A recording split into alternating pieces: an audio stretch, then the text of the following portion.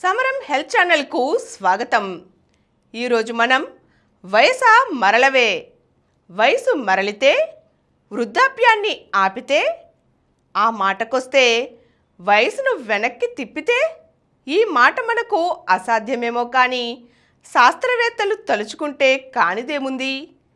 Antibiotic మందుల ఆవిష్కరణతో infection మరణాలను గణనీయంగా తగ్గించి ఫలితంగా జీవనకాలాన్ని పెంచిన శాస్త్రరంగం ఇప్పుడు ఆయుష్ను పెంచటం మీద దృష్టి సారించింది. వయసు మీరే ప్రక్రియను అర్థం చేసుకునే దిశగా పురోగతి సాధించింది.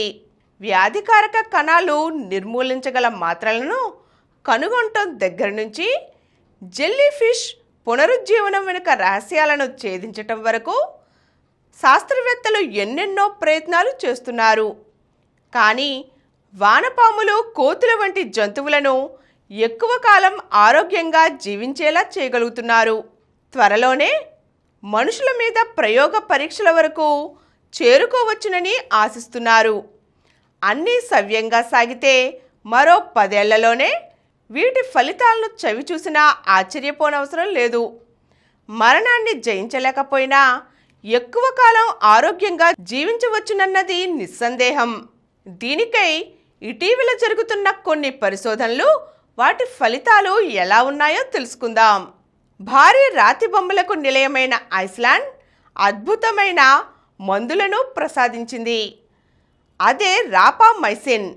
దీనిని 60ల్లో అక్కడి నేలలో గుర్తించారు.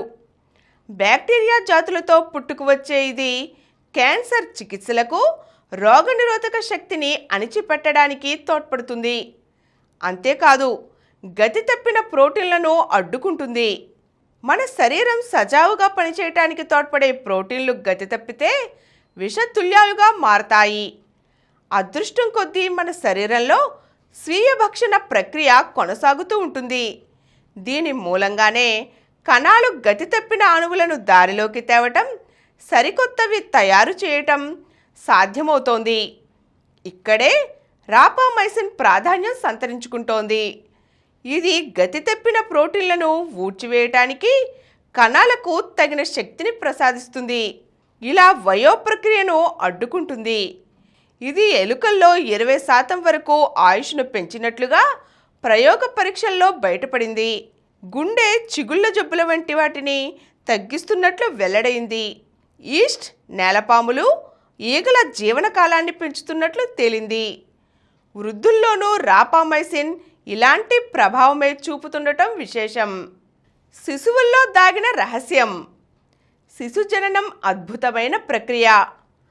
జీవ నిర్మాణం ఏదో ఒక స్థాయిలో వృద్ధాప్య ప్రక్రియను వెనక్కు మళ్లించిందనటానికిదో నిదర్శనమని చెప్పుకోవచ్చు. ఎందుకంటే తల్లిదండ్రుల నుంచి సంక్రమించిన కణాలతోనే పిండం అభివృద్ధి చెందుతుంది. అంటే వారిలోని పాత కణాలు తిరిగి తొలి వయసు నుంచి పురుడు పోసుకుంటున్నాయన్నమాట. వివిధ రకాల ప్రాణుల్లో అంతగా క్షీణించకుండా తరతరాలుగా లక్షలాది ఏళ్లుగా కొనసాగుతూ వస్తుండటం విశేషం. పిల్లల్లో ఇదెలా సంభవమో తెలుసుకుంటే పెద్దవారిలోనూ వయో ప్రక్రియను నిలువరించవచ్చా? టూరిటోప్సిస్ డోర్ని అనే అమర జెల్లీఫిష్లు దీని ప్రక్రియను శిశుదశకు మళ్లిస్తాయి. ఇవి ఒత్తిడికి గురైనప్పుడు తమ వయో ప్రక్రియను శిశుదశకు మళ్లిస్తాయి. తిరిగి మొదటి నుంచి పునరుజ్జీవం పొందుతాయి. ఇలా ఎన్నిసార్లైనా చేస్తాయి కూడా. వయసును వెనక్కి మళ్లించటం అనేది జీవశాస్త్ర నియమాలకు విరుద్ధం. అయితే ఇది విరుద్ధం కాదనే సంగతినివి రుజువు చేస్తున్నాయి.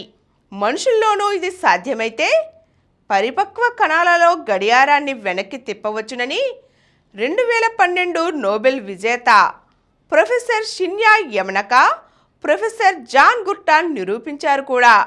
కేవలం 4 జన్యువులతోనే ఇది సాధ్యమవుతున్నట్లుగా, అవి పాత కణాలను తిరిగి మూల కణాలుగా మారుస్తున్నట్లుగా వీరి పరిశోధనలో తేలింది. ఈ ప్రక్రియను మనుషులకు ఎలా వర్తింపచేయవచ్చునని ఇంకా తెలియనప్పటికీ అమెజాన్ సంస్థకు చెందిన ఆల్టోస్ ల్యాబ్ దీని మీద గట్టిగానే కృషి చేస్తోంది.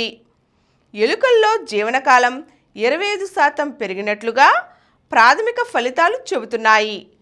పూర్తి స్థాయి ఫలితాలు వెలువడితే అది గొప్ప విషయం కాగలదు. ఇతర జబ్బులకు వాడుతున్న కొన్ని ఔషధాలు వయో ప్రక్రియను అడ్డుకోవటం గమనార్హం. ఉదాహరణకు మధుమేహానికి వాడే SGLT2 ఇన్హిబిటర్స్ రకానికి చెందిన డాపాగ్లిఫ్లోజిన్, ఎంపాగ్లిఫ్లోజిన్లనే చూడండి. అవి గ్లూకోజ్ను తగ్గించడంతో పాటుగా మొత్తం ఆరోగ్యాన్ని మెరుగుపరిచే పనిని చేపడుతున్నాయి. ఇలా ఆయుష్ పెరిగేలా చేస్తున్నాయి. కానాగ్లిఫ్లోజిన్ ఎలుకల్లో 14% వరకు జీవనకాలాన్ని పొడిగిస్తున్నట్లుగా వెల్లడైంది. గ్లూకోజ్ను తగ్గించే మెట్ఫార్మిన్, అకార్బోస్ ఎముకల పటుత్వాన్ని కాపాడే బిస్ఫాస్ఫేట్ రకం మందులు సైతం మంచి ఫలితం చూపుతున్నాయి. బరువు తగ్గటానికి కొత్తగా అందుబాటులోకి వచ్చిన సెమాగ్లూటైడ్ కూడా ఆశలు రేపుతోంది. ఇది తక్కువ ఆహారం తినేలా చేయటం ద్వారా జంతువులలో జీవనకాలాన్ని పెంచుతున్నట్లుగా బయటపడింది. ఈ మందులు ఇప్పటికే అందుబాటులో ఉండటం మరింత ఆసక్తికరమైన విషయం. వృద్ధ కణాల ఊడ్చివేత. శరీరం వెలుపల కణ విభజన నిరంతరం కొనసాగుతుందని ఒకప్పుడు భావించేవారు. అయితే 50 సార్లు కణ విభజన చెందిన తరువాత ఈ ప్రక్రియ ఆగిపోతున్నట్లుగా లియోనార్డ్ హేప్లిక్ 1961లో గుర్తించారు. ఇవి వృద్ధాప్యానికి చేరుకుంటున్నట్లుగా బయటపడింది. మనుషులు, జంతువుల్లోనూ ఇవి వృద్ధాప్యానికి కారణమవుతున్నాయా? దీనికి అవుననే సమాధానం వస్తోంది. వయసు మీద పడుతున్న కొద్దీ శరీరంలో ఇలాంటి కణాలు పోగుపడుతూ వస్తుంటాయి. మంచి విషయం ఏమిటంటే వీటిని ఊడ్చివేసే, నిర్మూలించే మందులను ఆవిష్కరించటం. డాసాటినిబ్ అనే కీమోథెరపీ మందు పండ్లు, కూరగాయల్లోని క్వెర్సెటిన్ అనే రుచికారకం ఎలుకల్లో వృద్ధ కణాలను నిర్మూలించి మంచి ఆరోగ్యంతో ఎక్కువ కాలం జీవించేలా చేస్తున్నట్లు బయటపడింది. క్యాన్సర్, గుండె జబ్బుల వంటి వ్యాధుల నివారణకే కాకుండా శరీరానికి ఇంకాస్త బలాన్ని ఇస్తున్నట్లు వెల్లడైంది. కంపెనీలు ఇలాంటి మరికొన్ని మందులను రూపొందించడం మీద దృష్టి సారించాయి. వీటిల్లో ఏది సఫలమైనా వయో ప్రక్రియను ఆపే దిశగా కొత్త ముందడుగు పడినట్లే. ఒక్కో మందుతోనూ సమర్థ ఫలితాలు కనిపిస్తున్నప్పుడు అన్నింటినీ కలిపితే శాస్త్రవేత్తలు ఈ దిశగానూ ప్రయత్నించారు. రాపామైసిన్, అకార్బోస్ మందుల కలయిక మంచి ప్రభావం చూపుతున్నట్లుగా వారు గుర్తించారు. వీటి సాయంతోనే ఒక ఎలుక ప్రస్తుతం ఎక్కువ కాలం జీవిస్తున్న మూషిక రికార్డును కొట్టేసింది. రాపామైసిన్ రక్తంలో గ్లూకోజ్ మోతాదులను అస్తవ్యస్తం చేస్తుంది. దీన్ని అడ్డుకోవటానికే అకార్బోస్ను జోడించారు. వీటి కలయికతో మగ ఎలుకల్లో 40%, ఆడ ఎలుకల్లో 30% జీవనకాలం పెరగటం విశేషం. రాపామైసిన్ వృద్ధ కణాలను నిర్మూలించే మందు, DNA మీది రక్షణ టోపీలను బలోపేతం చేసే చికిత్స, ఎముక మధ్య మార్పిడి, ఇలా 4 పద్ధతులను మేళవించి శాస్త్రవేత్తలు ప్రయోగాలు నిర్వహించారు.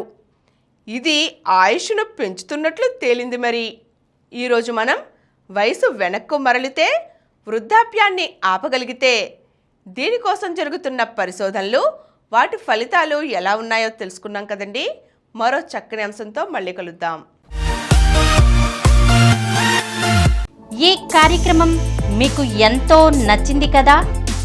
ఇటువంటి మరిన్ని వీడియోల కోసం అనతి కాలంలోనే 20 కోట్ల వ్యూస్ సాధించిన సమరం ఛానల్ సమర్పించు సమరం హెల్త్ ఛానల్కు సబ్స్క్రైబ్ చేయండి, లైక్ చేయండి, మీ ఫ్రెండ్స్కి షేర్ చేయండి. అలాగే ప్రక్కనున్న గంట సింబల్ని ప్రెస్ చేయడం మర్చిపోకండి.